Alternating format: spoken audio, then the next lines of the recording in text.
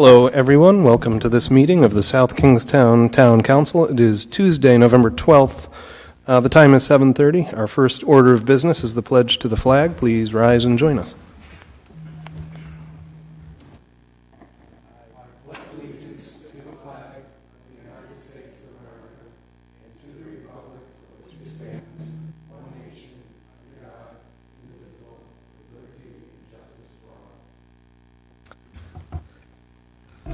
Thank you.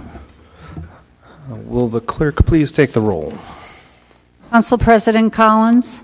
Here. Council Vice President DeCruz. Here. Councilwoman Kelso. Here. Councilman McAtee. Here. Councilman Vealy. Here. All members present. Thank you. Item 4 is the approval of minutes of previous meetings. I'll make a motion to approve 4A and B. Second. So moved. Any discussion? All in favor say aye. Aye. That motion carries. Item 5 is the consent agenda. Make a motion that we approve the consent agenda. Second. So moved. Any discussion? All in favor say aye. Aye. And that motion carries as well. That brings us to item 6 on the agenda, licenses. 6A is a resolution granting a miscellaneous permit to conduct the 20th annual Muse Tavern Gear and Beer 6.9K road race on Sunday, November 24th. This would be from 10 a.m. to 4 p.m. to David Barnes Development, doing business as Muse Tavern. Subject to the execution of a hold harmless agreement indemnifying the town, issuance of a certificate of insurance naming the town as an additional insured for the event in the amount specified by the finance director, approval by the Rhode Island Department of Transportation, proceeds to benefit Easter Seals, Rhode Island. Application by Daniel Rubino is...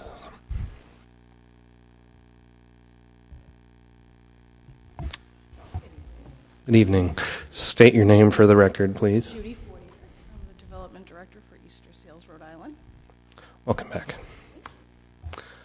So, I think many of us are familiar with the race, but tell us again, or how much it's raised in the past, how people can get involved. Sure. So, as you said, it's the 20th annual Muse Tavern Gear and Beer. It's a road race, and it's always held on the Sunday before Thanksgiving. Over the years, it has had a number of beneficiaries, but for the last 10 years, Easter Seals has been fortunate enough to be the sole beneficiary. I believe last year we raised over $50,000. That goes to programs and services in Rhode Island, primarily our early intervention program and our adult program.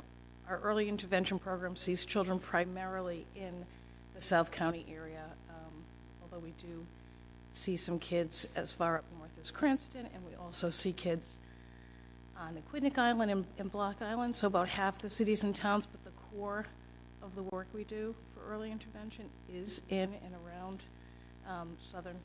the southern part of the state. Excellent. Any other questions? Judy, is your new office in North Kingstown, or is it? It is. Okay. In July, we unfortunately had to move because we had experienced a significant rent increase. We could not find space here in South Kingstown. And primarily, we had a lot of space that we weren't using. We see children in the natural environment, so that could be daycare, grandma's house, the babysitter, parents' house. The state of Rhode Island no longer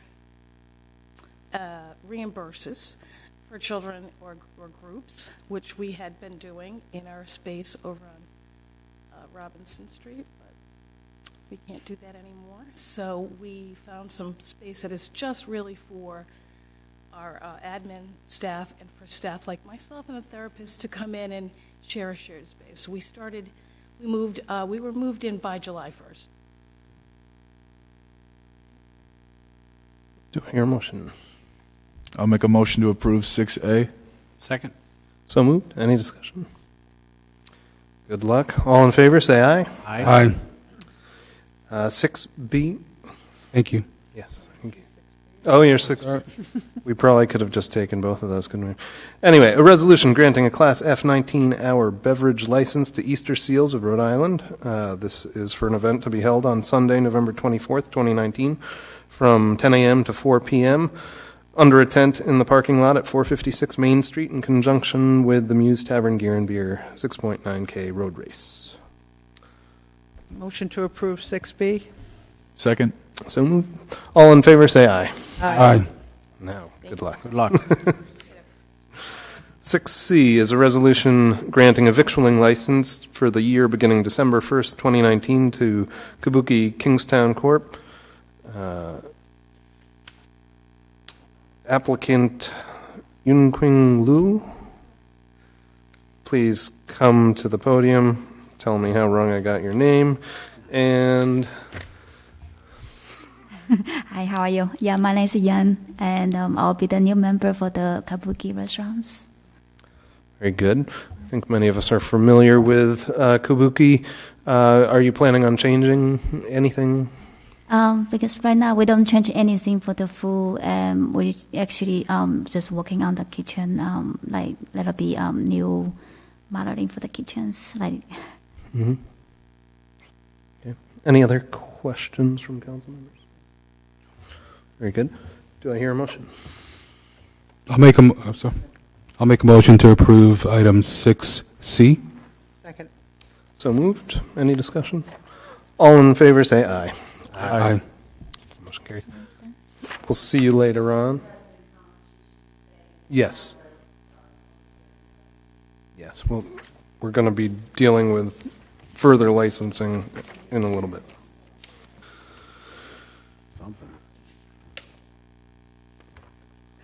All right. That takes us to our public hearings, I believe. Yes. Public hearing 7A is relative to the renewal of liquor licenses for the year beginning December 1st, 2018. Said licenses are granted contingent upon the issuance of certificate of good standing from the Rhode Island Division of Taxation. Mr. President, it's 2019. Yeah, that number does look a little funny. Okay. I just read what's in front of me. Could teleprompter. Certificate of good standing from the Rhode Island Division of Taxation, issuance of a certificate of insurance, evidencing required liability coverage, compliance with all town ordinances and regulations, the payment of any municipal taxes, user fees, and lease payments in arrears to the town, and the correction of any fire code violations. Applications for licenses to sell intoxicating beverages under the provision of Title III of the General Laws of 1956, as amended, have been filed as follows, and you can find the list of establishments in your agenda. I will not read them all. I believe there is something that needs to be read into... Oh, okay. I was wrong about that then. In that case, are there any questions, comments up here at the council table?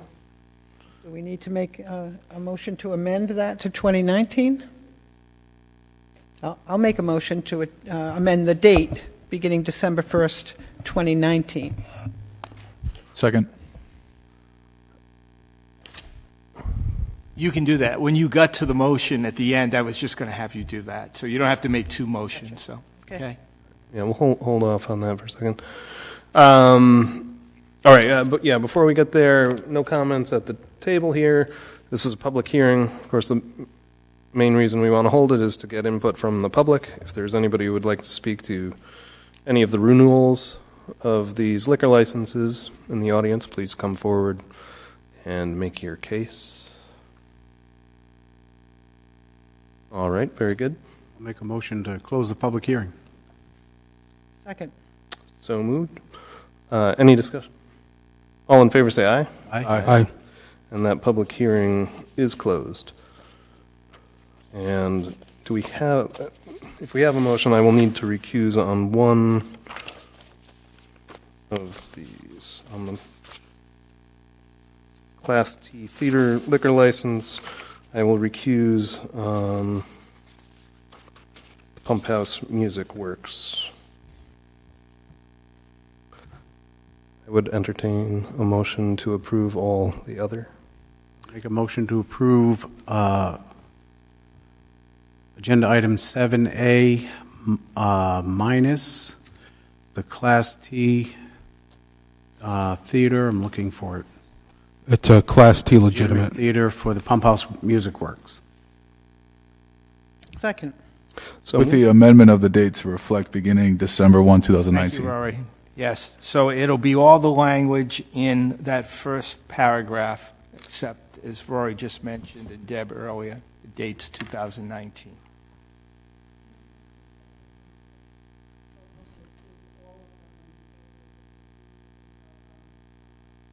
Right. That's what's... motion to Oh, okay. Okay. Yeah, so it would be all of them, and you're just recusing on Pump House. That's correct, and you'll fill out a recusal form for Dale. Perfect. All right. So we have a motion and a second, amended. Any discussion? All in favor say aye. Aye. And that motion carries.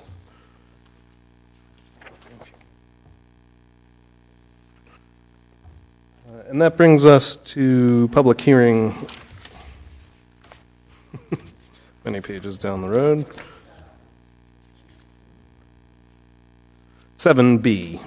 This is a public hearing relative to an application for transfer of a license to keep and sell alcoholic beverages in South Kingstown. This is in accordance with the general laws of 1956. And this would be a transfer of the Class B victualler liquor license from K&Z Bistro, doing business as Kabuki, by Zheng Zheng, member, 91 Old Tower Hill Road, Wakefield, to Kabuki Kingstown Corp., doing business as Kabuki Restaurant. Same address, of course. President, application by Yun, president for the first floor lounge and dining area, further defined in a site plan dated September 27, 2019, on file in the town clerk's office. Just let me read the rest of this here. Said transfer to be effective on or after December 1st, 2019 is contingent upon the issuance of a certificate of good standing from the Rhode Island Division of Taxation, filing of a certificate of insurance evidencing required liability coverage, compliance with all town ordinances and regulations, the payment of any municipal taxes and user fees and arrears to the town, the correction of any fire code violations, and satisfaction of all claims. And I think we do have something for the record on this one.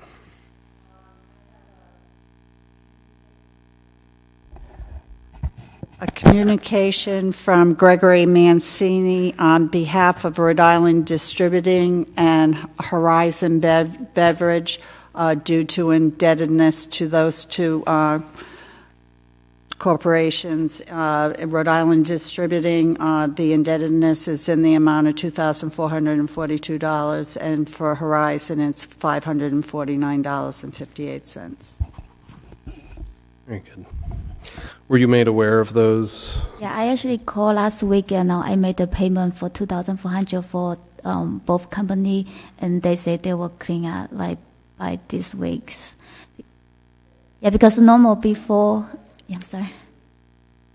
Oh, sorry.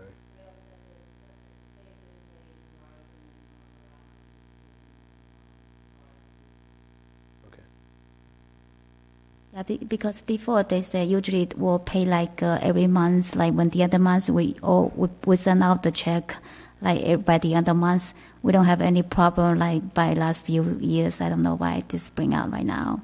I think because right now we're renewing and transfer the license, that's why they want to we pay right away. Yes, by law, if they don't bring it up at the transfer and it doesn't get paid, then they no longer have the power to say, don't give them the license. But they can, if they desire, and they approve this transfer, it'll be subject to payment so that it won't be a problem. Yeah, because I also called both company last week too. They say the other company, they say we don't have it probably because the 400 is the new bill just coming up for delivery last week. But for the Rhode Island Distribution, I submit the check like last week right away because the check is for the month of the October. So usually, we send out the check by the end of the month just to pay off all the October bill. So. Okay.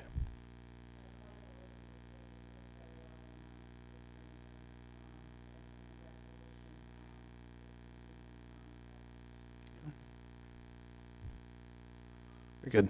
Any questions for the applicant? No. All right. At this point, we'll open it up to comments from the public. All right. Seeing none, do I hear a motion to close the public hearing? I'll make a motion to close public hearing B for Second. section 7. Second. So moved. Any discussion? All in favor say aye. Aye. And a motion on 7B. I'll make a motion approving 7B contingent upon the satisfaction of all claims against your business. Second? So moved. Any further discussion? All in favor say aye. Aye. All right. Good luck. Luck. Okay, thank you. Thank you. Public hearing 7C is relative to an application for renewal of an indoor shooting range license in accordance with the South Kingstown Town Code, Chapter 9 Licenses and Miscellaneous Business Regulation, Article 6 Indoor Shooting Ranges, Section 9-158. Term of license renewal transfer application by IDGR 15, doing business as Elite Indoor Gun Range. This is put forward by Mark Fay. I don't see my...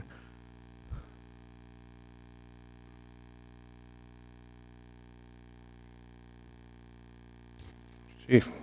Good evening. I have no problem with that license. Chief Joe Jaber, South Kingstown Police. Sorry. I had my range officer inspect the Elite shooting range and the lead abatement and all of the safety precautions back up there, and they run a pretty good. According to the ordinance, we were supposed to take a look at it, which we did. Great. I remember when we first approved them, they talked about how they were going to make it available for the force. Have you been taking advantage of that? Yes, we will be qualifying there next month. Very nice operation, if you haven't seen it. Yes. All right. Obviously, we don't have the applicant here to ask any questions of. Any questions or concerns that we can direct towards? No. All right. We'll also open this up for commentary from the public, of course. This is a public hearing. Very good.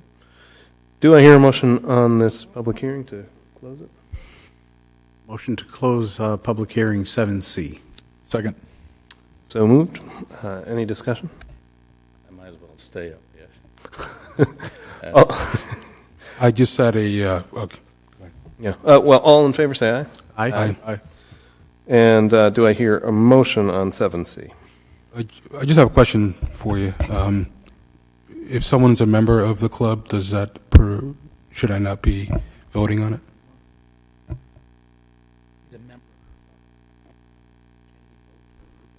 Yes, you can, as long as you're not an officer. Not an officer. Okay. You're good.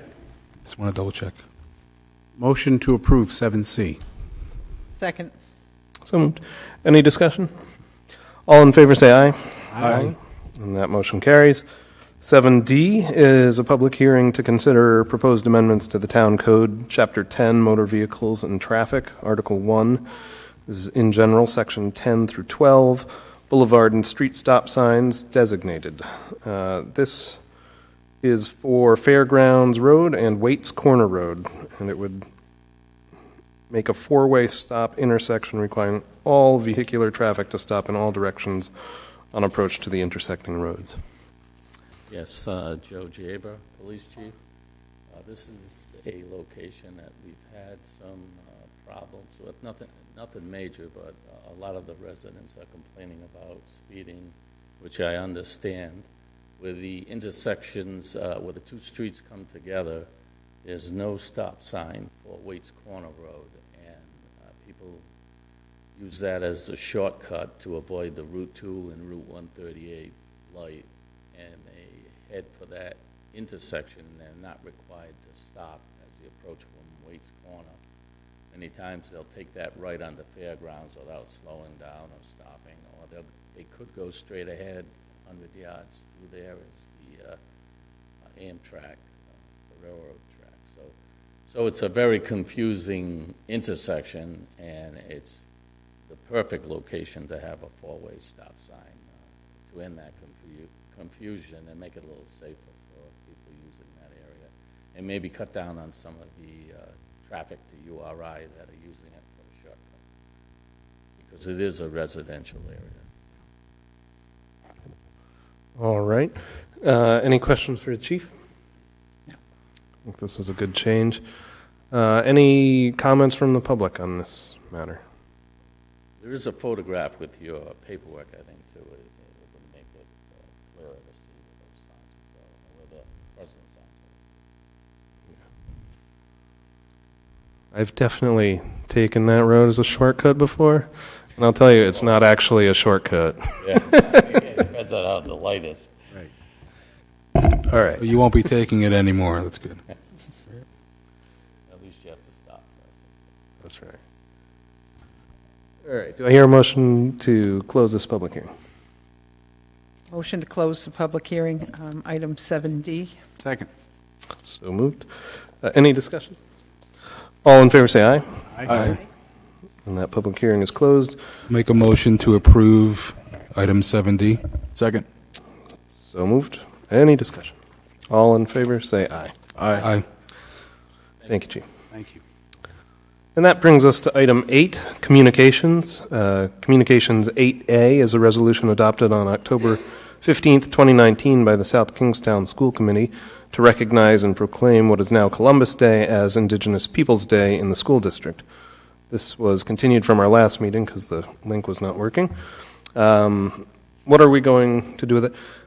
Is there anybody to speak on this item in public? Dr. Weinstock. Lauren Weinstock. Sorry, this time of day I always lose my voice. I just wanted to take a moment. I sent an email to all of you, may or may not have received it today, to comment on this communication that you received from the school committee, and to express appreciation for Mr. Zarnetsky's recommendation to invite representatives from the Narragansett tribe to come and enter into dialogue with all of you as a way of acknowledging and affirming our support for our Native and Indigenous community members, and also for you to consider drafting and supporting your own resolution in support of Indigenous Peoples Day. I think rather than repeat all of the components of what's in the school committee resolution, although it's very specific to students, I think there would be a lot of community support for a similar resolution for all SK community members with respect to acknowledging some of the hardships that our Native community members have experienced, also acknowledging the contributions that they have made historically and currently make to our community, and also to affirm some efforts to engage with organizations such as the Tamaquag Museum around, again, supporting our community members in a way that would be very welcome, I think, not only to our Native and Indigenous neighbors, but to other community members as well. So again, I just recommend that you consider drafting and supporting your own resolution in parallel with what the school committee has sent to you. Thank you. Thank you. And we did talk about this briefly in the work session. Rob, I think you had a great idea about reaching out to the Narragansett tribe. We could propose a work session, perhaps, and in the hopes of getting some ideas to draft a similar type of resolution. Any other thoughts on the council up here? The only other thought I had today when I was thinking about this particular communication was to see if we could find a way to maybe pick a different day, potentially right around that time. And I did some research online, and I guess it's the second Monday of the month for Columbus Day and the second Monday of the month for Indigenous People Day. I think having both on the same day causes some conflict, and I'd like to see it on a different day if we're going to do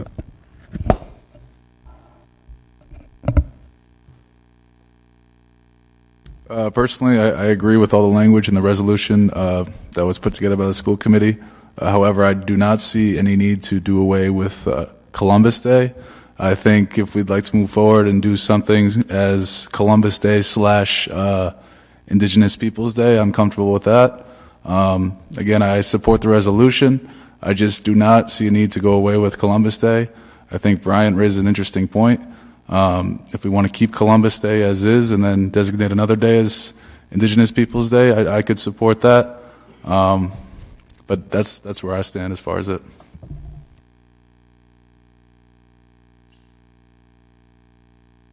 Other thoughts? I mean, I'm in favor of creating this work session. I think the work session's a good thing. I agree. I think before we move forward with anything, we should have a conversation with the folks involved, and that hasn't happened, and I guess in forever. So it's time. And I fully support the language in the resolution, but believe we as a council have an obligation to speak to the parties involved. So I agree with that sentiment. I think maybe it would be in order to, place this on file and direct it to the town manager in his outreach efforts. I will say I agree also with the sentiments of the resolution. I think looking at the heritage of South Kingstown, looking at our symbol of the town, for instance, obviously the indigenous people here probably should have more of a say, and I look forward to that work session. So, right, and my comment has nothing to do with how I feel about Columbus Day as an example. I mean, everyone has the right to their personal opinion on it. I don't feel Columbus discovered America, but some people feel that way. I just think that taking one away to put another in its place doesn't create a good feeling for most people in the community, in my opinion.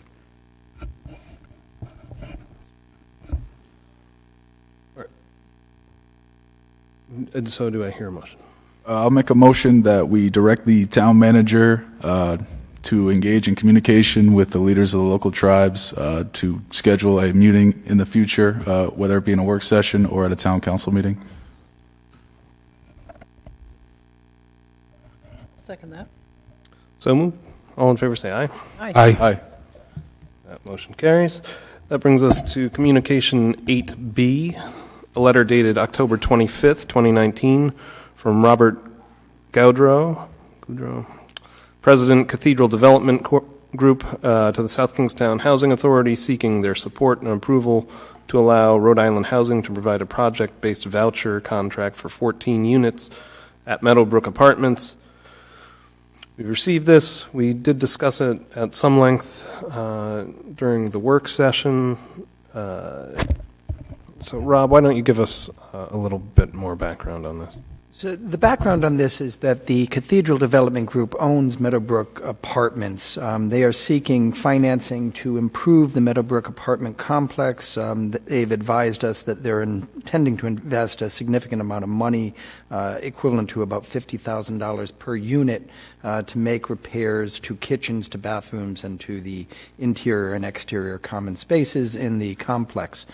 That, of course, would be a benefit to folks who live in Meadowbrook now and to anybody who might move into Meadowbrook. In order to secure their financing, they need stable and demonstrated stability in their income stream.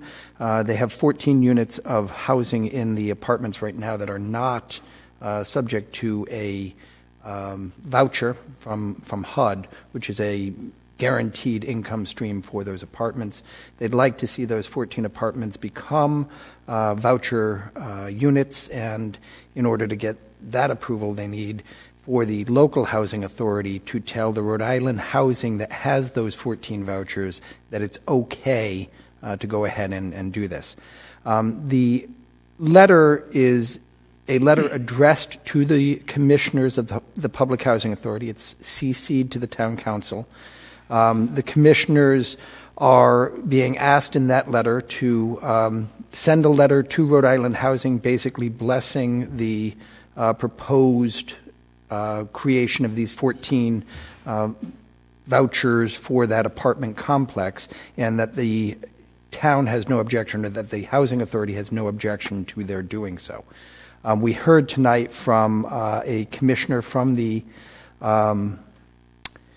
South Kingstown Housing Authority that she, and perhaps the commissioners, but certainly the one commissioner, has some concerns that she still hasn't been able to address, that she wants to engage in further conversation with Rhode Island Housing and with the owners of that property. She's asked that the council defer, or delay, I should say, delay any action on this letter until she's had a chance to have that conversation.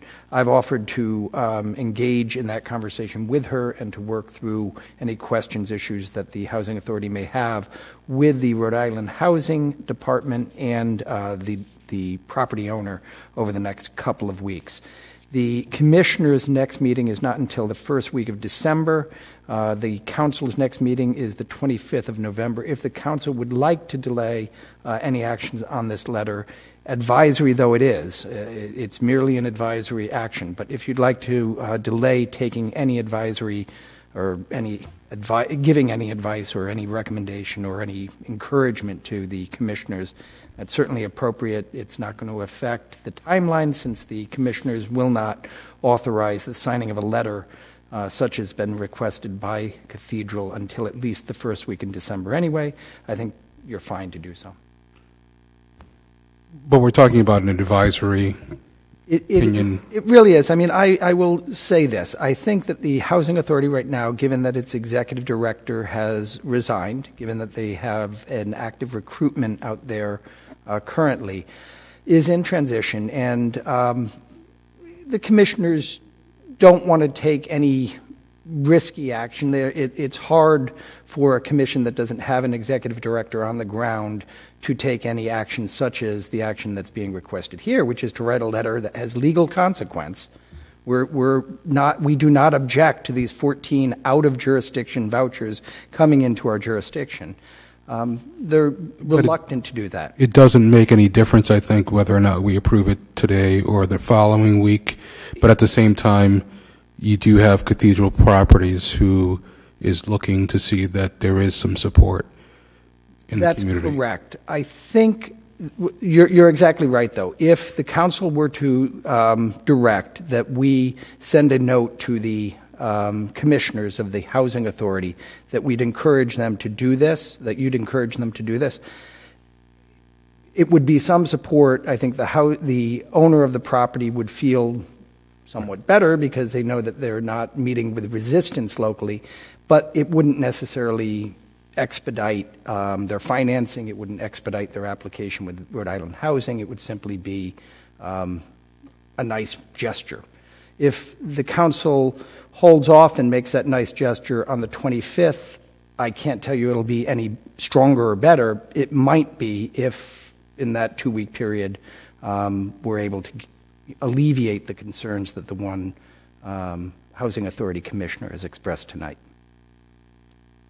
I'm anticipating that we have additional information before our meeting on the 25th that would help me to make a decision, a valid decision, which right now I don't feel qualified to make until the commissioner gets back to us with her results of a conversation she's having with both HUD and Rhode Island Housing. This is something that's been going on for a while, though, right? The idea of the vouchers. The vouchers have been going on for a while. This particular request was probably first presented to the Housing Authority, then Executive Director, I want to say in August. It's been quite some time. Personally, I would feel okay with advising them to move forward. I mean, but at the end of the day, they're the ones that are going to make that ultimate decision as the commission. That's correct. So I don't see any negative impact of us suggesting that they look at this strongly and approve it. I will work with the Housing Authority and the commissioner who's sort of taken the lead on administrative matters no matter what. Right. My only concern is, I'm assuming that vouchers run out, but I'm not sure. I think the real issue for Cathedral Development here is that the pot of money available for financing their larger rehabilitation project is limited, and that pot would run out. Right, but there's By delaying for 2 weeks, we don't Speed it up. we don't speed anything Right. up. So I think the 2 weeks affords us the opportunity to get some of the questions we had tonight answered.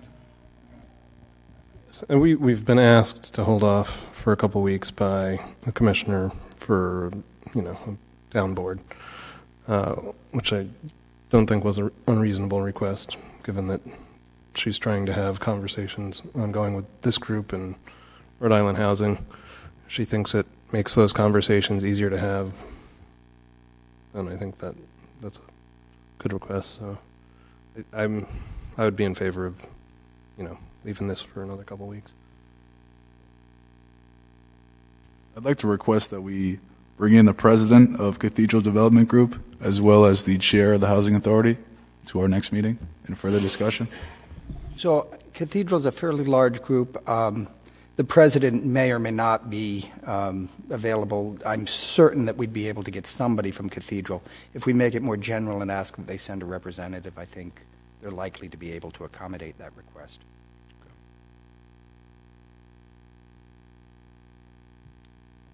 All right, so I feel like holding off for a couple weeks on this seems to be the sense of the council in general.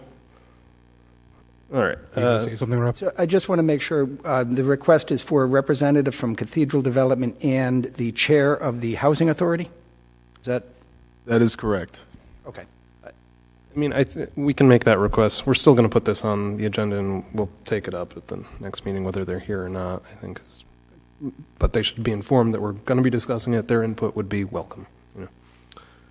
All right. Reason being, they're asking for our encouragement for this to occur. I think it makes sense to hear more input from all parties involved, so that way we can provide that encouragement if we proceed to.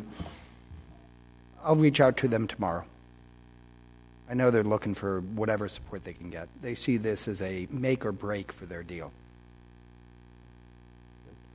Do I hear a motion to continue this to the November 25th meeting?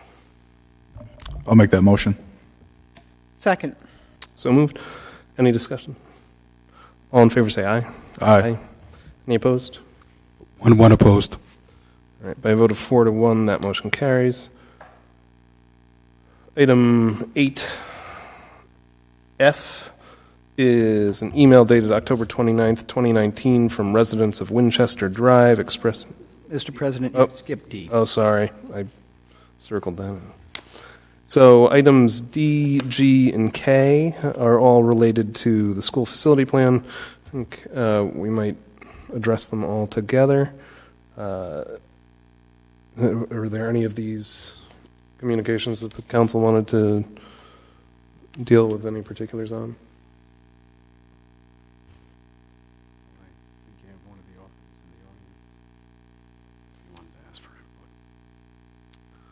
That's a good point. Item D is an email dated October 25th from Roland Benjamin. Do you want to speak directly to this communication, Mr. Benjamin, or?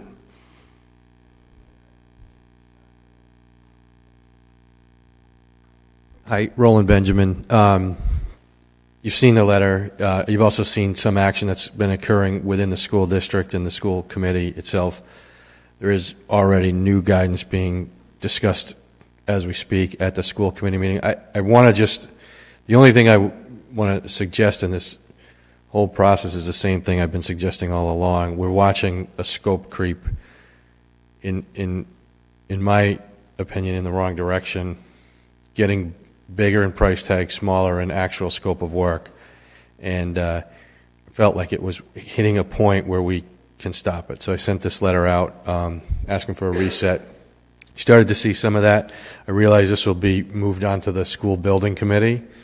We also just want to suggest that as a town council, eventually you're going to be blessing a tens of millions dollar project. So keep that in mind, which I'm sure you are. Thanks. Thank you. Is there anybody here to speak on items G or K? All right. Do I hear a motion to place those items on file and direct them to the school building facility or committee? Make a motion that we place items D, G, and K on file and send them to the school building committee for consideration. Second.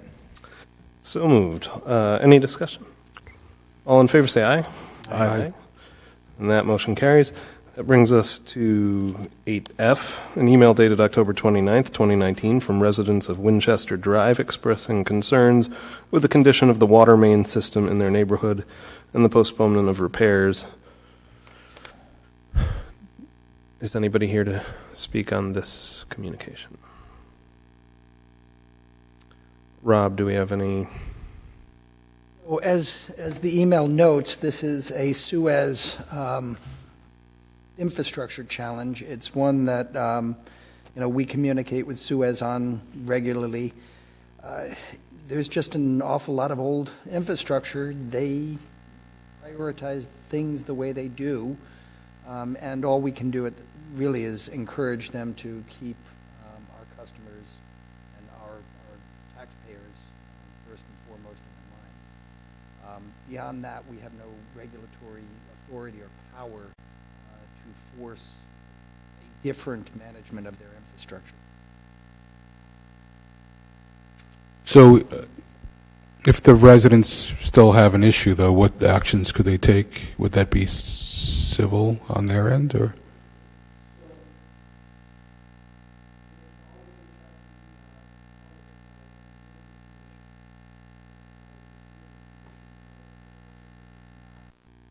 What they believe is adequate, and potentially, depending on the nature of the damages or injury caused when service isn't provided, there is a remote possibility of some recourse through a civil action. But it's pretty remote. I mean, utility services, not exactly like going to the auto repair shop and getting a bum brake job done. It's a very complicated area for someone to wade into. This is a tough problem. Infrastructure failures happen. They happen beyond the control of the owners of the infrastructure quite often. When the failures are routine or regular, as is the case in this part of town, there's certainly a good inference to be made that somebody is not doing something that needs to be done, but that doesn't lead us to the conclusion that Suez is liable for the damages suffered by the folks who happen to be at the end of the pipe. It's a tough problem. Does Suez keep a project list, a priority list? I'm sure they do. I don't know anything about their project list, but I'm sure they've got a list of repairs that need to be made. I'm sure they maintain a list of infrastructure that they'd like to cycle out and replace. Some mention of engineering, preliminary engineering being done on this street, and I'm wondering if, Suez has reached out to the folks or answered their complaints at all. What I can do with this email is make sure that DPS follows up with Suez, and they can report back to us, exactly what Suez has to say about this. The director of Suez is on the email. Yep. So I'm assuming he didn't respond. I have not seen anything in response. Well, actually, it would have been to the person who initiated the email. Unless there was a CC, Right. and everybody got it, but we didn't receive a CC from Suez. But I'll follow up with John Schock and make sure that, he makes a report back on what they tell us in response to this complaint. Right. I would just like to see if they have a priority list, if we could somehow be apprised of that. So we could at least advise the residents when they call with complaints, well, here's Suez's plan, or there is a plan, or there isn't a plan. Maybe we should find an answer that Suez is not providing. Right. I'll ask that specifically. My suspicion is that they have a plan, and that, like most infrastructure plans, it changes on a fairly regular basis as priorities shift, conditions change. hot topics come up and you change your direction on these things. But knowing that there's at least a baseline is useful. Yeah, if there's a grading process, or I'm sure there are many Winchester Drives in South Kingstown, but if there's a grading process, you're at level E and you're at level A, like maybe we could find some answers for these folks. And then communicate it back to the folks on the list. We will do that. Okay. I mean, yeah. It's a little dicey. We start talking, as if we were Suez. I don't want to do that. Right.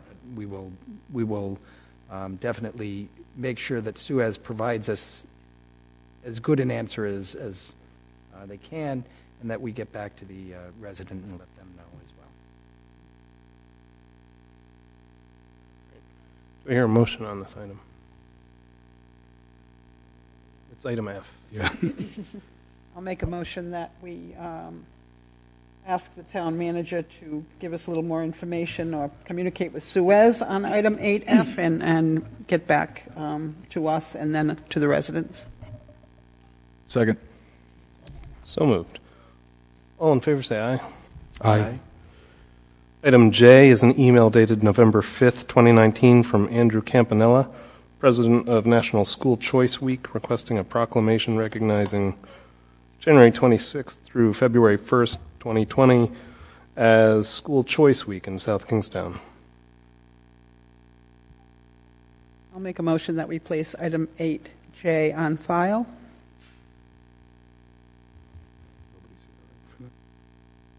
Do I hear a second? I'll second. Second. Is there anybody here to speak on this item?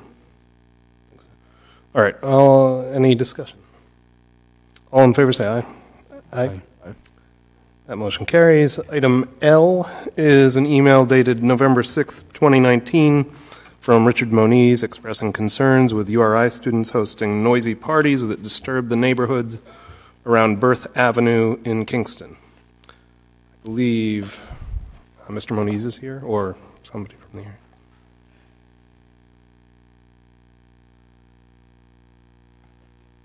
Thank you, Honorable Town Council, for accepting that communication that I sent to all of you on November 6th. Berth Avenue neighborhood is a neighborhood of 3 streets, if you don't know, 3 dead-end streets off of Old North Road near the university. Alton Ave, Berth Ave, and Diane Drive. These problems started actually in March, April, May of this year. And one of the houses on Berth Avenue is a duplex, 5 bedrooms on each side. That seems to be one of the homes that's a problem in that neighborhood. And a house across the street at 25 Berth Avenue, 5 bedrooms.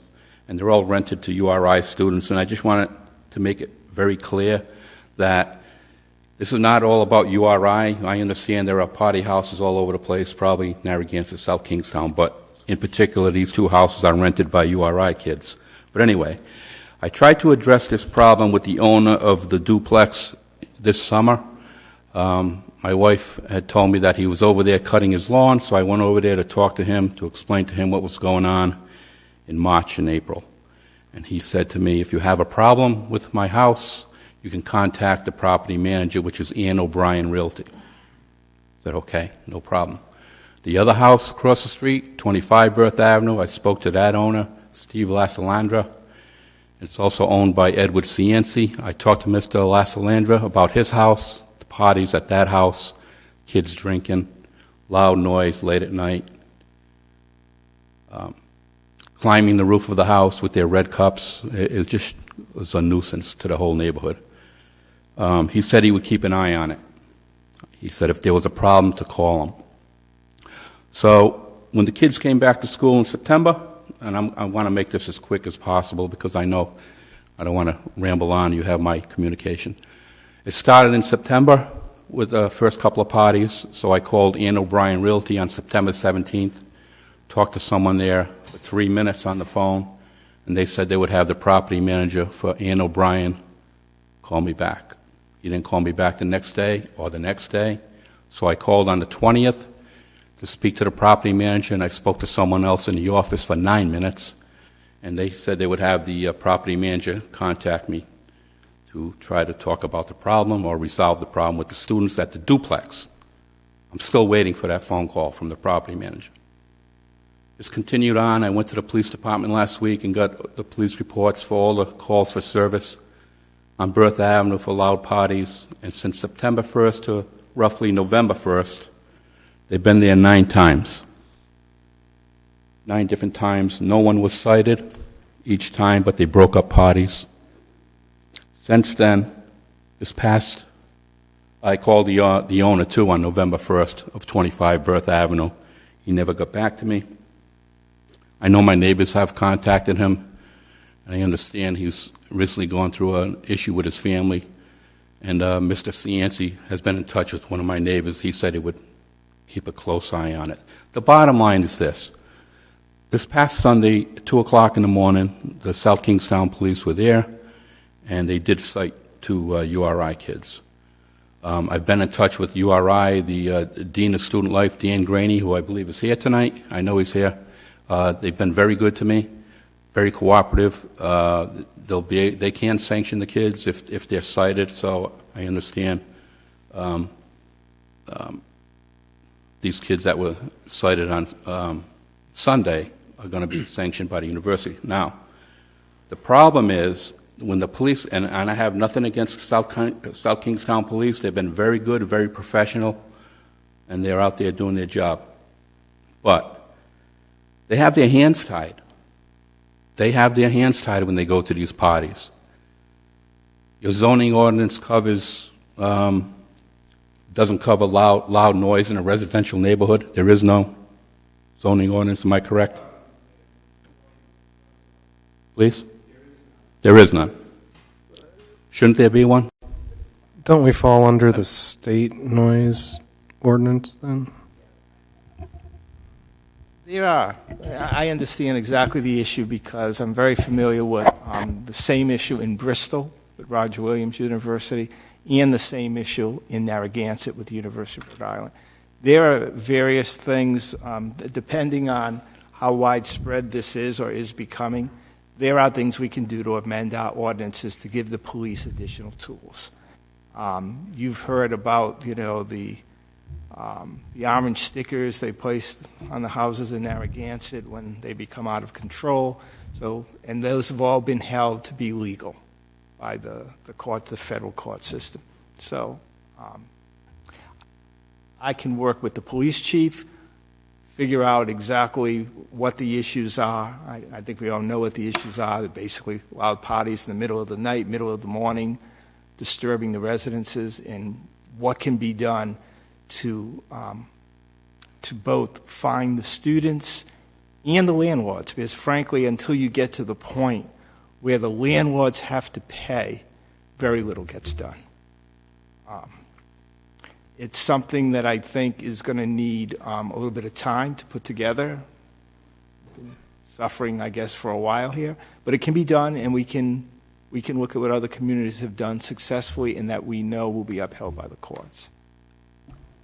Using the tools that we do have, notices of violation have been sent to the property owner of the 2 duplexes. The point that this is a 5-bedroom unit on each side of a duplex, and we've got reports that the 5 residents in each of those bedrooms is not related to the other, is a violation of our zoning ordinance if those people are unrelated and there's no special use permit allowing for that occupancy. So those notices of violation have been sent out. It is not a very strong tool. It's not something that the police department can, sort of demand a copy of the lease and say who's who, and that's not a very powerful enforcement mechanism. We can, however, fine landlords for operating without a without a special use permit if we determine that they are making use of the property in a way that's violative of the zoning ordinance. It's a very cumbersome tool. There certainly are more efficient tools out there, noise ordinances being one of them, very aggressive enforcement of disturbance of the peace statutes, and the chief's getting ready to jump up and pop up and talk to us some more about that stuff. I won't be much longer, but the point is the police officers that go there need those tools to do their job, right?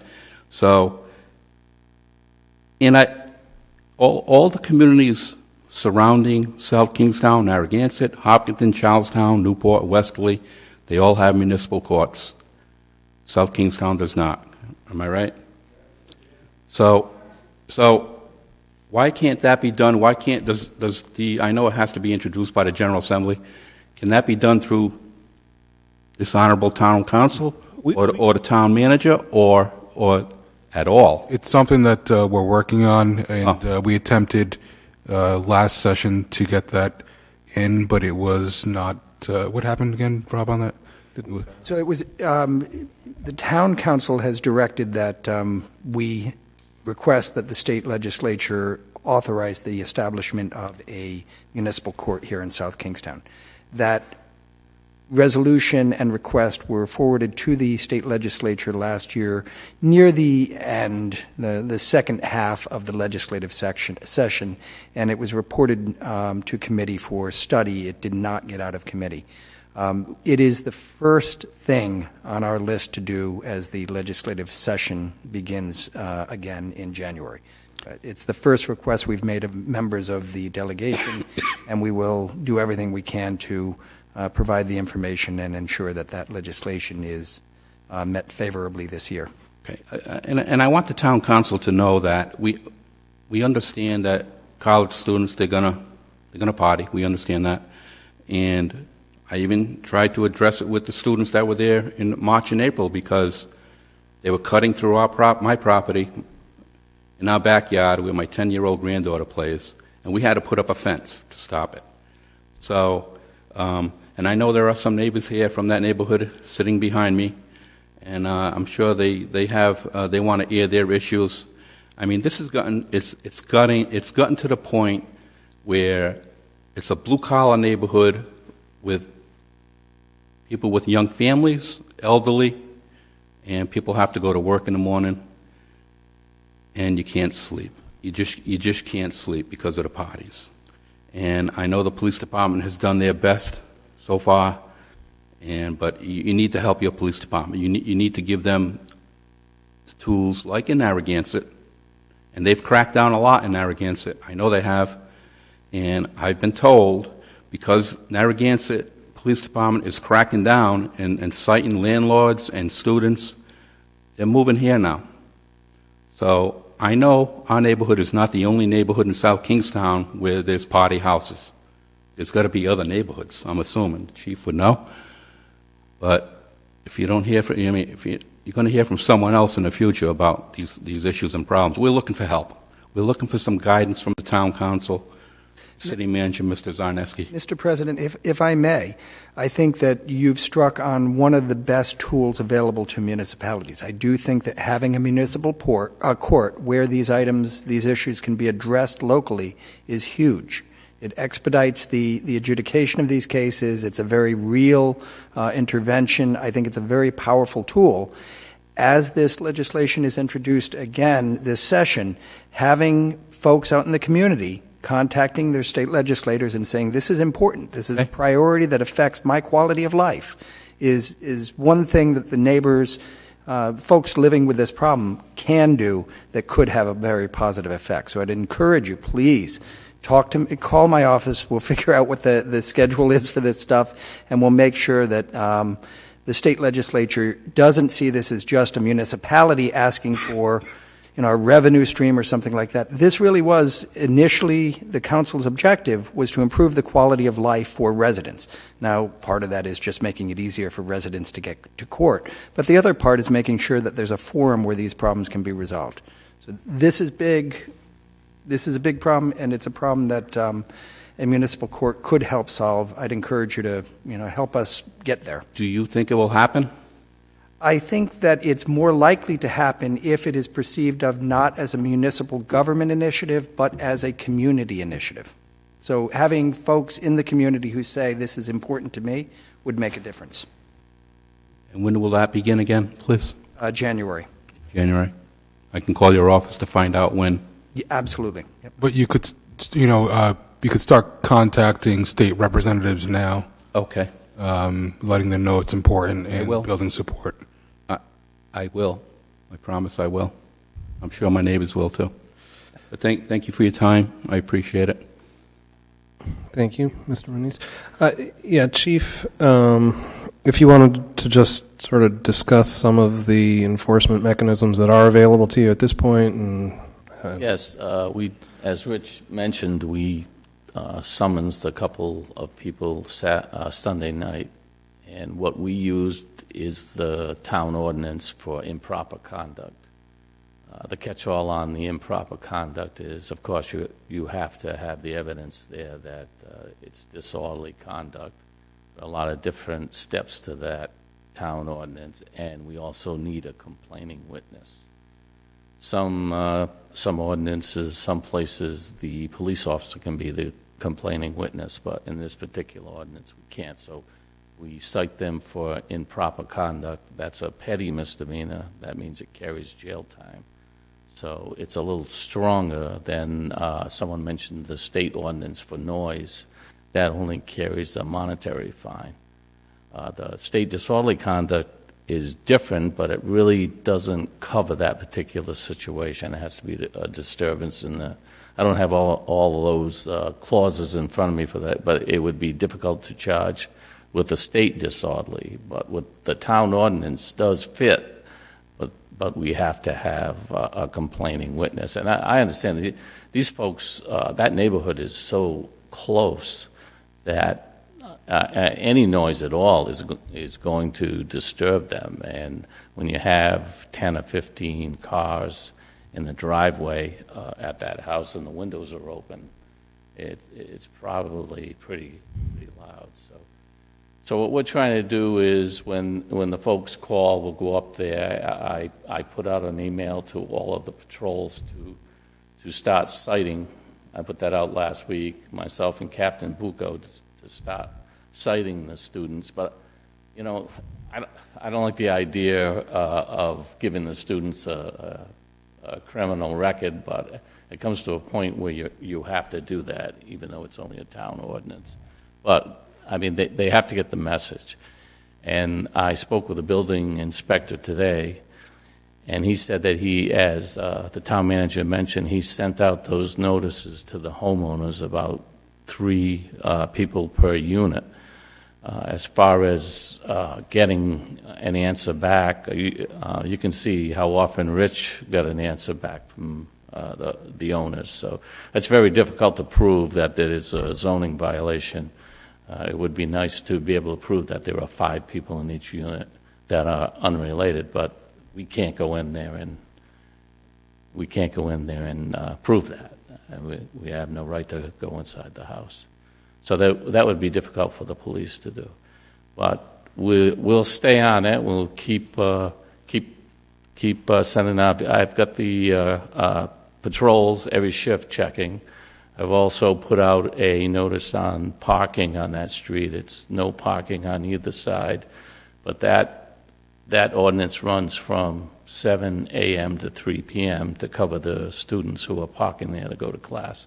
But I've told them if they have any vehicles illegally parked on the side of Alton or Berth or Diane Drive to tag them. And they even have the opportunity to tow if they want under that ordinance. So all we can do is just stay on top of it until a municipal court is approved, and we can deal with it locally. with the state noise statute, it's monetary fine. Is that assessed on the kids or is it on the property owner? The whoever is the violator, whoever's in the tenant, I would say. Okay. Are there any noise ordinances where you could find the landlord? Here, I'm going to repeat that at my office, work with the chief. We are aware of, because we've drafted ordinances for other communities that address exactly this problem. We can add more tools to the toolbox. Now, those other communities do have muni courts. So we get the charge out, and then within 3 or 4 weeks, we're in court with them. And so, it moves things right along. But in the meantime, while we're waiting for our municipal court, we can suggest, again, in conjunction with the department, some changes. We'll bring them to you. You can adopt them, and then those tools will be in the toolbox for when we can use them going forward. But yet, there are things that we can do. Thank you, Chief. Any other questions? Thank you, Chief. Okay, that brings us to the end of communications for tonight, and that brings us to item 9, comments from interested. Oh, you wanted to talk? Sure. Okay. Hi, I'm Stephen Dahl, D-A-H-L, Stephen with a P-H. I live on Diane Drive. It's the it's kind of the drag strip these days. On Birth Avenue, which is what I think they're talking about, there have been a lot of parties, and but also because the one of the new buildings is so congested with cars, they turn around that corner and then they kind of just floor it down our street, which is a little bit of a runway for them. I've got a 9-year-old and a 12-year-old, and and next door to me we also have some college renters that park out in the street because it overflows from there. They have 4 cars, but with all their friends coming over, they might have 8 or 12 cars. It depends on the day. So my concern is it's hard to get my little 9-year-old to stop being peppy, and he wants to go across the street and run over to his friend's house who lives on Alton, which is the one that dead ends into our street, and then there's Birth further down. And so I just don't want Eric to be running out to the street and then having someone come by behind the cars that are in the street and get him there, because that would be the end of the story. So there's that. There's the noise, and I'd love to get a speed bump. The people who put in the street signs saying "Watch out for children" were so responsive, and I want to thank them. I should do that on the phone call, but that was great. And they also put another sign up saying parking from 7 a.m. to 3 p.m. prohibited on the street. So I think that wraps it up. Thanks so much. Thank you. Mr. President, just one other observation while we're talking about municipal court and sort of getting local venues for dealing with these issues. I note that URI, in the legislation that was recently passed changing the governance structure for the university, was given permission to establish a local court as well. And I'd be happy to, since we've got folks from URI here, to work with URI for a combined or collaborative effort to get a municipal local court for South Kingstown that handled and worked with and in some way was responsible to the university. We had contemplated at one point a joint municipal court with Narragansett. That really wasn't going to work out. Joint municipal court with URI may actually work out, and I'd be happy to have that conversation with the university. You wanted to speak, sir?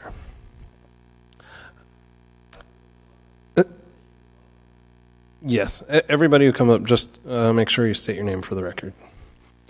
Thank you. My name is Luke Campbell. I'm the property owner at 15 Birth Avenue, and I live adjacent to the property that we're all discussing, or the properties. And I just want to say, from an emotional perspective, that it has been absolutely miserable this last year.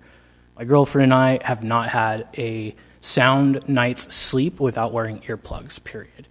And the issues with the partying, I think that really covers what is going on. But in addition to that, I think there's a lot more, in my opinion, serious offenses against me, where I've got college students parking on my lawn in front of my driveway, blocking me. The police came, and I don't know if the owner of the vehicles have been cited or what, but the vehicles ultimately did get moved. But I have to deal with that during the time that these events are occurring, as well as when the parties are broken up at 2, 3 a.m.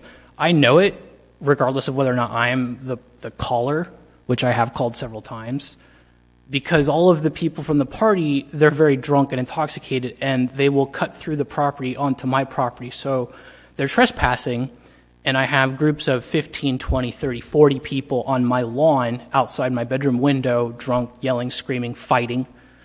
And I'm scared, honestly. Like, I'm terrified. I don't know what they're going to do. I don't want to yell at them because I don't want to get into an altercation that I can't defend myself from when I'm significantly outnumbered. In addition, after the police do break up these parties, I would say a large majority of the time, they just come back. They just come back 30 an hour later. I've set up surveillance cameras around my property, and I've got footage of them, first off, being incredibly intoxicated, getting into their vehicles, and then driving away, and then coming back 2 hours later, the same vehicle that left, coming back. So, yeah, I just wanted to comment on some more serious issues. Thank you for your time. Thank you.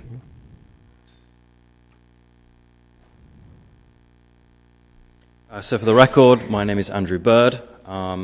You've heard from a number of residents. I am myself a resident on Alton, so I'm not going to reiterate in detail some of the items that we've discussed, but I will highlight the same issues that have been mentioned, which are drunken intoxication in public, trespassing on people's private property. For me, being on Alton, it's the noise. When you've got noise going from 12 till 3, 4 in the morning, when you've got to get up for work the next morning, that's quite difficult. You heard mention about residents being cited recently by the police. I was the one involved in that citation against them because you can't maintain this long term. Hence why we are at this point right now, where we are sort of escalating the situation where a simple phone call to the police isn't rectifying the problem. So you've seen and heard from a number of residents this evening because we are sort of getting together and discussing these issues and trying to resolve them as a sort of collaborative we've even got to the point of getting the university involved as well to see what we can do from the university level. Now, we heard mention about getting together and working with the university and trying to resolve these issues in collaboration with the university. I think that's a great idea, so we don't need to escalate them to this point. If there is a forum to discuss these issues, because they are students, what can we do at that level before we need to get to this level, where things become very serious for the individuals involved? So the other thing that I'd like to mention is that at the end of Birth, there is actually a transformer at the end of the street. Now, what you often find is that these vehicles are actually blocking access to that transformer, which in an emergency situation, which has happened twice in the last 2 years, is that the transformer has blown and emergency services have needed to get down there.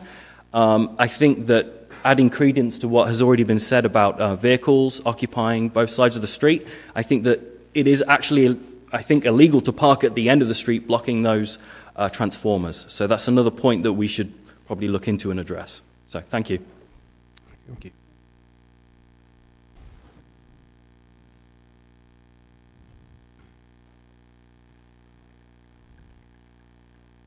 Hello, my name is Carlene Lefebvre, and I live on Diane Drive. I'd like to really support the gentleman, Steve, who spoke about the children crossing the road. My house faces Diane Drive, the front of it. There's a big picture window in the kitchen and another one in the living room, and I see those cars just flying by, and I just hope that, the kids are all in the house. And the noise, I don't hear as much as the others, evidently, because the back of my house is facing that area, and I'm on a corner, so... But the driving and the discourteousness of them is really, really exasperating. And I just hope we can get something moving just to quiet the neighborhood and make it a safer place for the younger children. And I do know that there are children around the corner on Old North Road, too, small children, and it's really, really scary. And I walk the neighborhood at least once a day, and it's about a 20-minute walk for me, and I go down both side roads and Diane Drive. And I'm afraid myself going out around the cars that are illegally parked. And it's rows of them. It's not just one here or one there. And I just hope that we can work on something, and, I'm willing to help out however I can. Thank you. Thank you.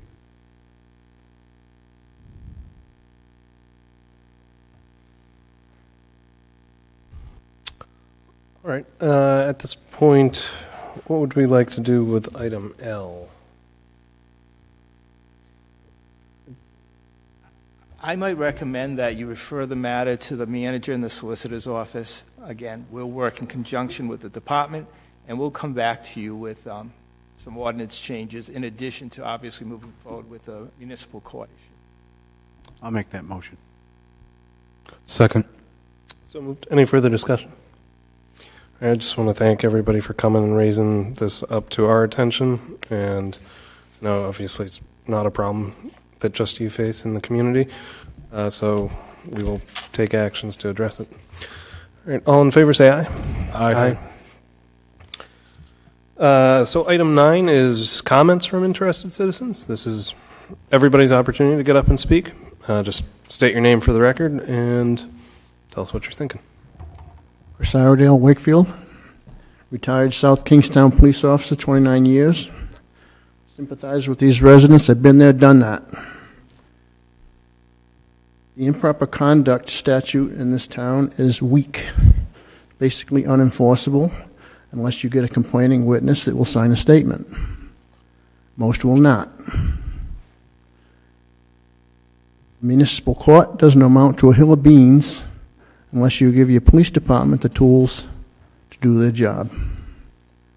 And one big issue with that is the town council should recognize their police department and give them the tools to enforce on their observations and not depend on a citizen to sign a statement, because they won't, because they're afraid of retribution.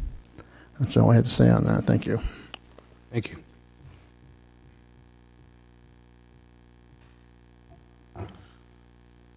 Any other public comment tonight? Comments up here at the... I have a comment. I'd like to wish Rory McEntee a happy 27th birthday. Normally, birthdays don't fall on council meeting nights, but his does. So happy birthday, young man. Thank you. I appreciate that. Glad to be up here and glad to serve the residents here. So thank you. 27 years, prime of life. Congratulations. Other comments from council members? I just wanted to mention the Veterans Parade yesterday. A wonderful event. Parks and Recreation, the director, Terry Murphy, has done a wonderful job. And we were all there. We all enjoyed it immensely. The crowd was wonderful. We had a great turnout from the citizens. We thanked, Abel did a great job speaking, and he made sure he mentioned the wonderful parade marshals. One man is going to be 98 this week. Richard Parker, his name was, and the other one was Hank Almonte, and we want to congratulate them. Anyway, it was a great day. Everybody enjoyed it. So thank you. It was great. Any other comments? All right, very good. That brings us to the town manager's report. Great. I'll try to make this quick. I will bring this last item back for just 1 second to note. We fully recognize that a municipal court without the right tools isn't helpful.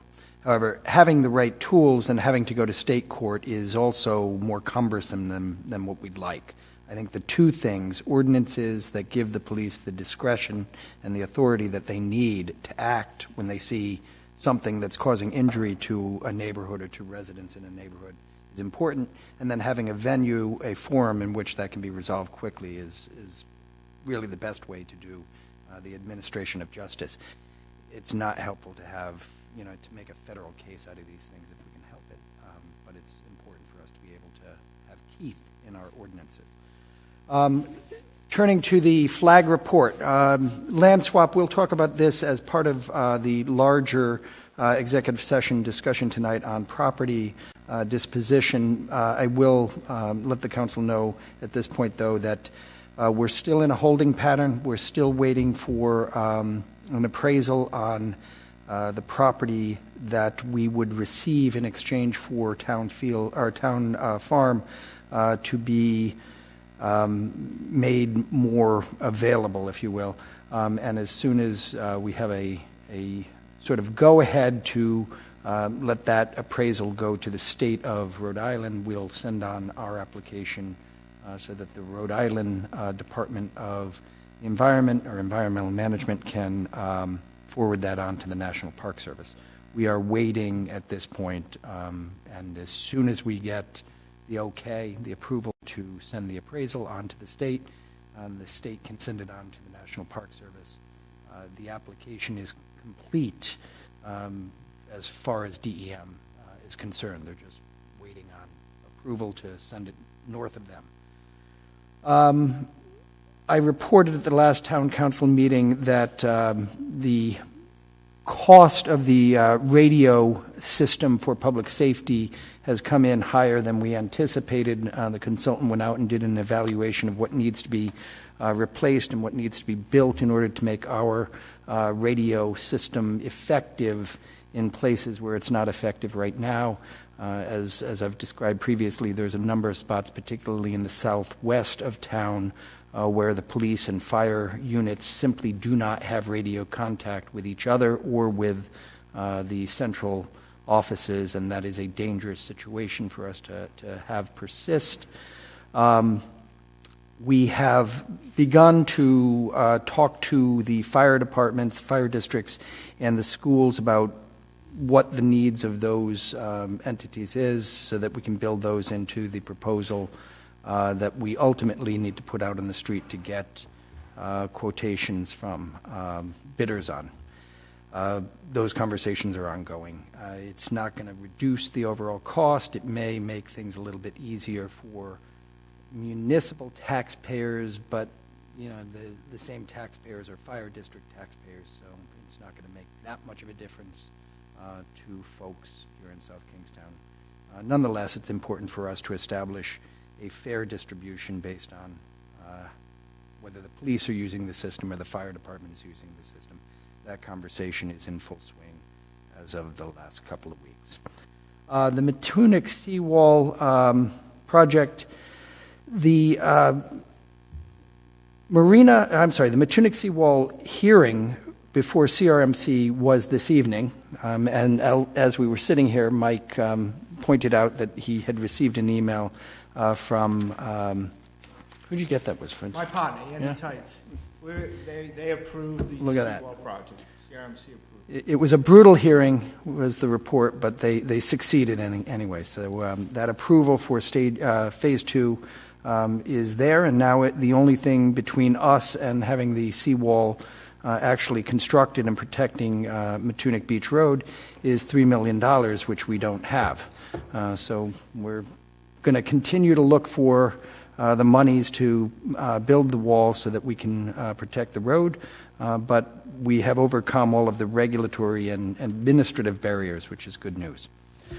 So that moves from red to green, I suppose. Well, red to yellow because we still don't have the money, I suppose.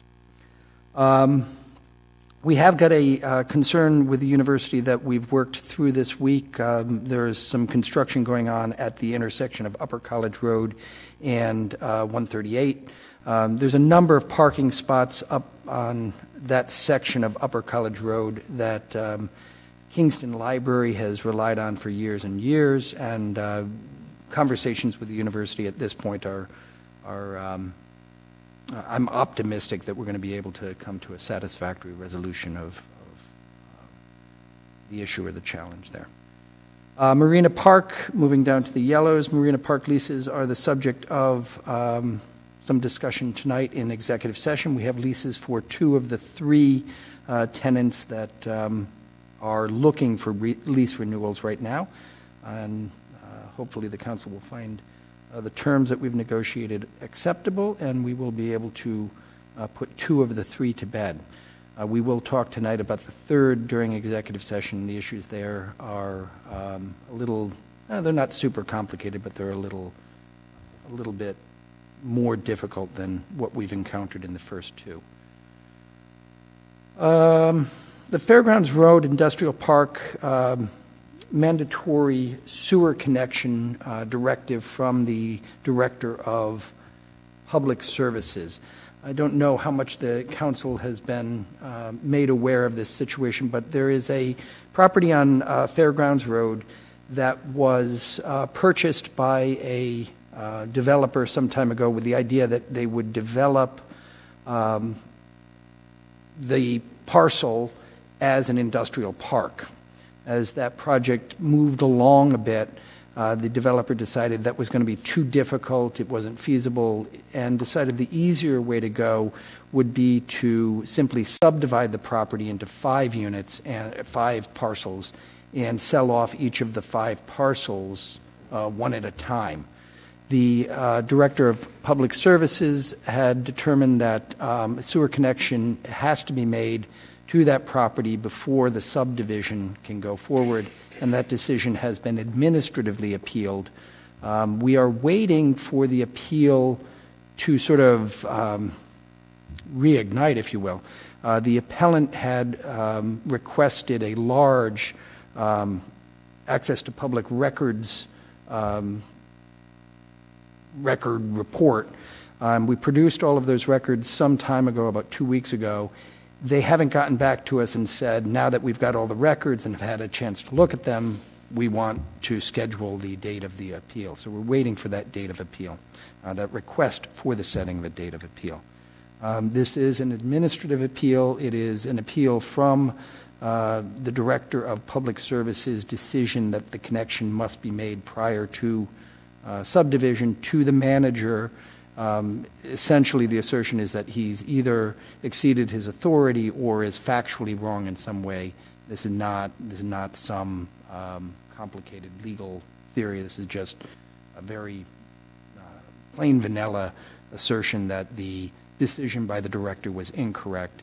The standard for me, sitting as the appeals tribunal, if you will, is very limited. Did the director make plain error kind of thing? It's not a very complicated decision. It's simply, was he plainly wrong? So we'll see where that goes. Tree removal bids, this one could have been in the red category. Very expensive bids came in for our tree removal. Everybody is busy, and it's just extraordinarily expensive. You will have tonight a contract approval.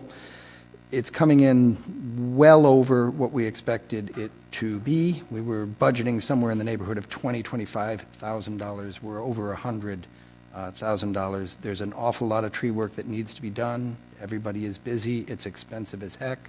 The lowest bid is the one that we've recommended to the council, but it's work that needs to be done. It is a matter of public safety, and it's a matter of just not being in a great place right now. We have shifted some funding from the snow removal and winter road maintenance program.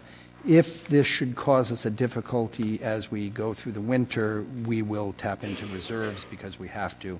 But rather than tap reserves to cover this contract, we've taken what we can without going into reserves, and we're going to hope for a light winter. We'll see. Rob, can you touch on something in the red? Sure. The continued call volume surge. That's still an issue? Yeah, this is the EMS, and yes, Chief Stanley is reporting that he continues to have a discrepancy, that we have Narragansett coming into town more than is sort of proportionate. They're coming in more often to South Kingstown than we go into Narragansett. This has been a concern expressed by Narragansett for a number of years, and it continues to be an issue.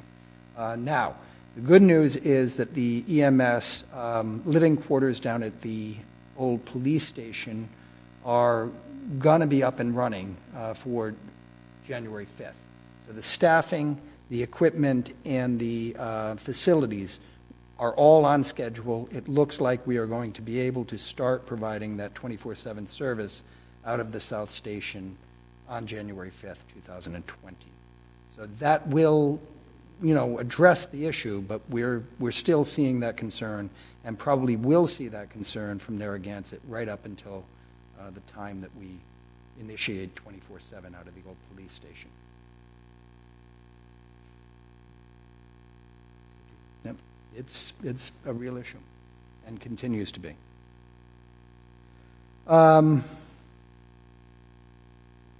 that's actually two of my green ones. So with that, just to be fair to John, he had one bid come in super high and he had one come in low. The Narra River TMDL, total maximum daily load for nitrogen, that stormwater bid came in significantly less than was expected. So that's good news for John and bids. Enough to balance the two? Not exactly, but... and I did, you have seen, and I loved this presentation, just some of the data from the libraries.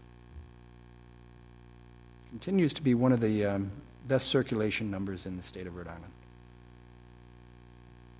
All right, and that's a report. Town Solicitor's report. I just have one question. Do you have any update on Main Street paving or Route 108? Do you know anything about that? No, I don't have any updates. I don't know when they will get the final. Old, so I imagine that's playing It's not. a big role this week. Yeah, it's a little disconcerting, actually. But no, nobody has told me when the state plans to put down the final layer there. Okay, that brings us to item 12, which is appointments.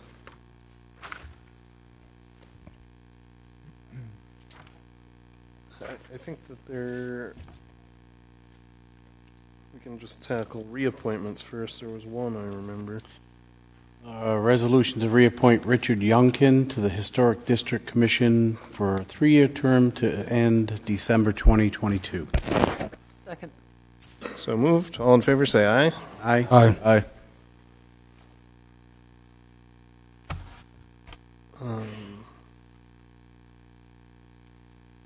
And then we have a number of applicants for our Statistical Modeling and Analytics Research Tools Committee, SMART Committee. So your resolution on any appointments.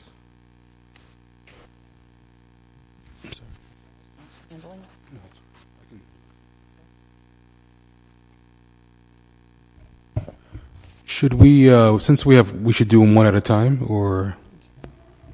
Do them in bulk if you want. It's your call. Okay. Yeah, okay.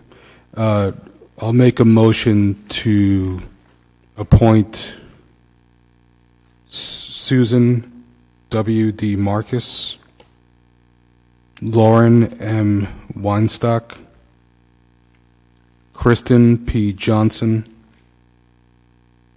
Jonathan Daly LaBelle, Jocelyn Leska,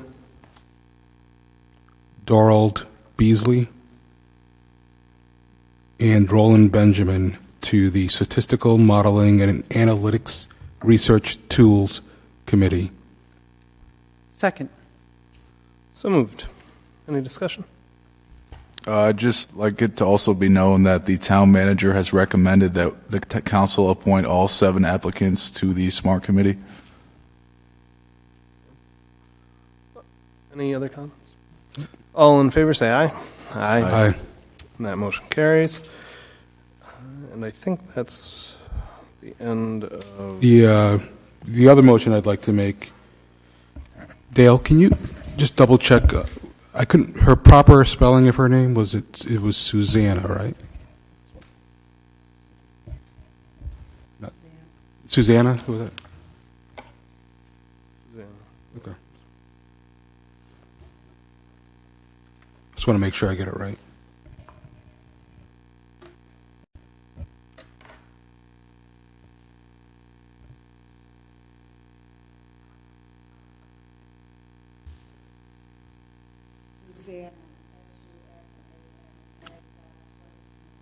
Okay, thank you. I'd like to make a motion to appoint Susanna M. Vasquez McCoy to the Housing Authority. I'm looking for the date. It'd be a 5-year term. Oh. Second. So moved. October 2024. Okay. With a term ending in October 2024. All right, we have a motion and a second. Any comments? Just one question. Typically, when we have other applicants, we wait. It's the pleasure of the council now to point. I was impressed with the interview tonight, so I'm okay with it, but I just wanted to clarify that we're not going to do the other interviews. Okay. Good question, Joe. All right, any other comments? All right, all in favor say aye. Aye.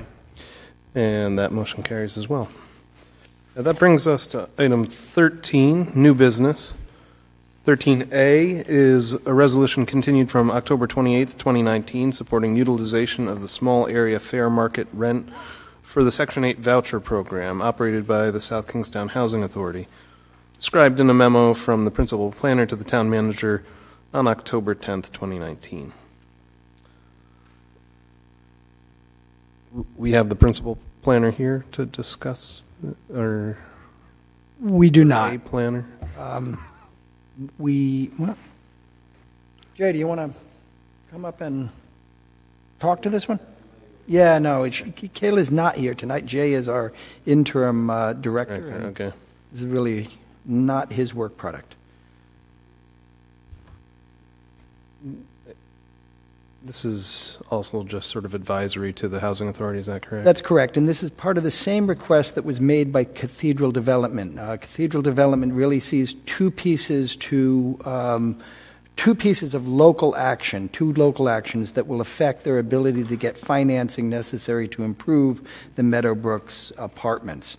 The first is a letter saying, yes, you can bring Rhode Island housing vouchers in to be part of the funding stream for the Meadowbrook apartments. And the second is that the fair market rents that are charged and therefore available for vouchers, both South Kingstown vouchers and the Rhode Island housing vouchers, the 14 vouchers that they're trying to bring into that complex, are calculated using a small area rents calculation as opposed to the standard state calculation. The rates are different if you use the local area rates as opposed to the state rates. And they've asked that the housing authority start calculating the rents based on the small area rents. As was pointed out by a commissioner during the work session, that does have an impact, has some impact on the rents that are paid, the portion of the rents that are paid by tenants. However, it's fairly widely accepted, and it's generally perceived to be in the interest of low and moderate income people to go with the small area rents where you have that option, because it increases the available number of units. It increases the number of apartments in the market that qualify for voucher use.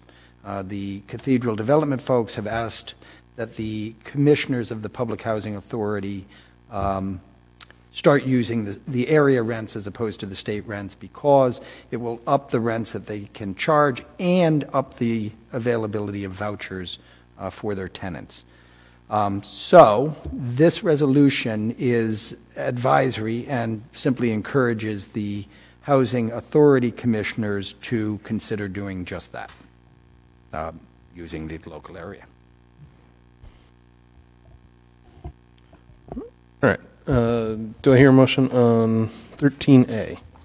Make a motion to approve 13A. Second.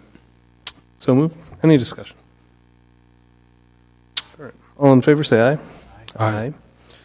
And that motion carries. And brings us to 13E, a resolution authorizing a joint award of bid to Morton Salt of Chicago, Illinois for winter road salt at a unit price of $55.69 per ton, and to Champion Salt of Maryland for winter road salt at a unit price of $46.70 per ton, and as further described in a memo from the Public Services Director to the Town Manager. These looked like good prices compared to what we've been getting in the past, so that's good news. I'll make a motion to approve item 13E. Second. So moved. Any discussion? All in favor say aye. Aye. And that motion carries.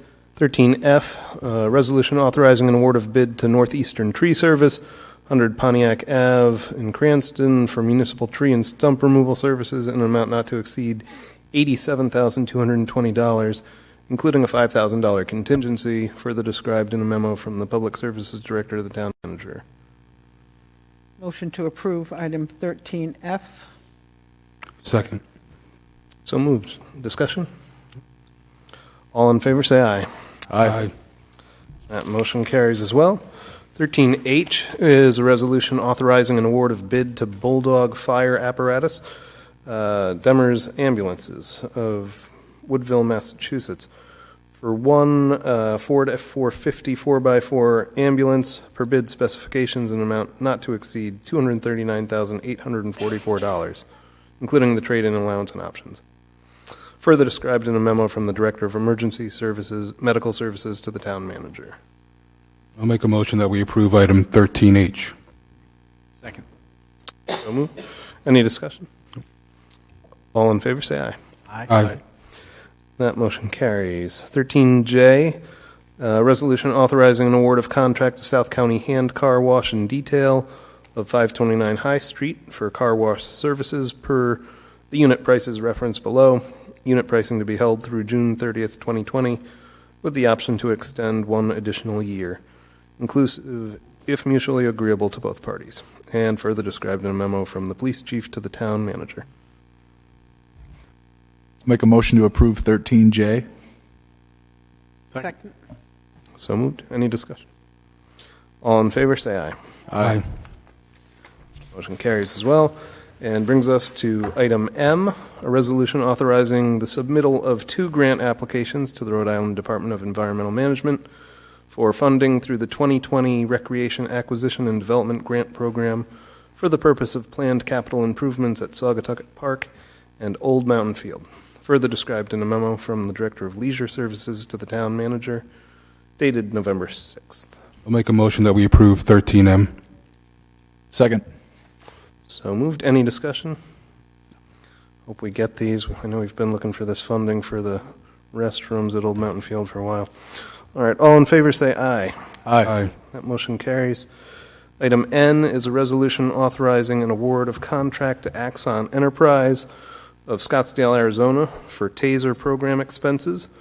This is for 10 units at a cost of $16,470, extended warranty on 11 units at a cost of $4,158, and ancillary supplies. Year 1 at a cost of $3,888 for a total amount of $24,516, along with the purchase of additional ancillary supplies as needed per the unit prices available through the TASER law enforcement pricing schedule, further described in a memo from the police chief to the town manager.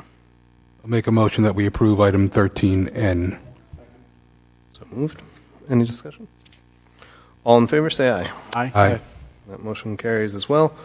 And it brings us to item O, a resolution authorizing an award of bid to Skirka Construction of East Greenwich Avenue, West Warwick, Rhode Island 02893. There we go. For Narrow River stormwater improvements in an amount not to exceed $242,485, including a $20,000 contingency, and further described in a memo from the Public Services Director to the Town Manager, November 5th. I'll make a motion to approve 13O. Second, with a comment, I was amazed at the range of prices in the 5 different bids. Amazing. All right, any further comments?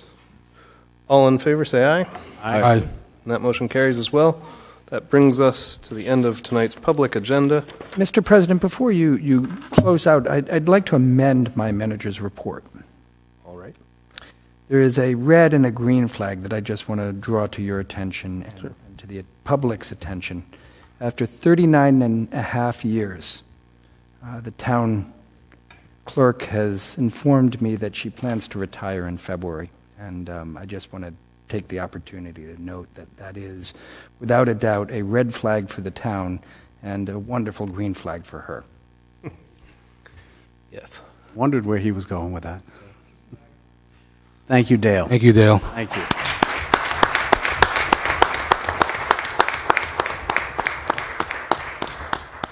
Question, who's going to prepare the resolution for you, Dale? I'll do it. All right. All right, well, yes, we need to move into closed executive session at this point. All right. I'll make a motion to move into closed executive session pursuant to RIGL 42-46-5A1 to discuss matters related to the acquisition or lease of real property for public purpose or the disposition of publicly held property wherein advanced public information would be detrimental to the interest of the public regarding Marina Park leases. And also item B, a closed executive session pursuant to RIGL 42-6-5 to discuss matters pertaining to litigation regarding Roland Fiore versus the Zoning Board of Review. CA number WC-2015-0285 and Roland Fiore versus Town of South Kingstown, CA number WC-2015-0049. I hear a second? Second. So moved. All in favor, say aye. Aye. All right, thank you all for coming.